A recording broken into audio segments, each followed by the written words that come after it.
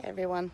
So last week I talked about inspiration and kind of the to do things that we do. We time block, we schedule, we have to-do lists, we coordinate our family's calendar to make sure we get everything done.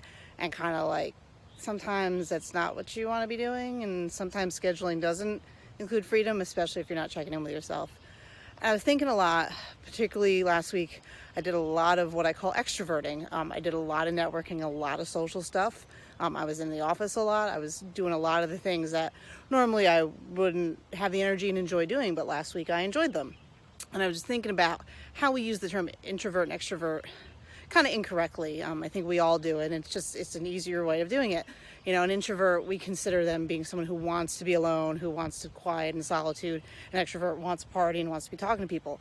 And that's not the case. An introvert gets their energy from these solitude, from these quieter activities, from being by themselves and being with their thoughts. And an extrovert gets energy from interacting with people and partying. And I think you'll find too on the internet, there's a lot of people who seem like extroverts, but they're really hardcore introverts. And I think that's kind of funny how we think about it a little differently.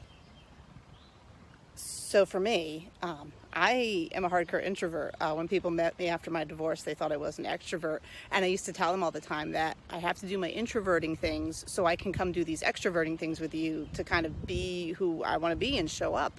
And there are times, I would consider myself pretty much a hardcore introvert. There are times when seemingly extroverted things do give me energy. Usually it is the one-on-one or kind of the instructional speaker kind of focused events. You put me in a room with a bunch of people doing a whole bunch of different things. Yeah, I'm out.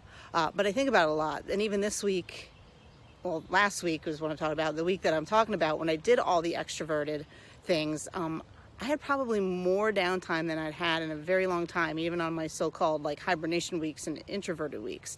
So I just think it's interesting how we kind of give ourselves these labels and then define ourselves by them, which kind of limit us. I'm an introvert who also gets energy from extroversion things and vice versa. Just because there are times you don't want to go to the party, or there are times you want to go out and, not be alone at home. Again, the same thing with the inspiration, like I mentioned last week. We got to make sure it's working for us and not working against us.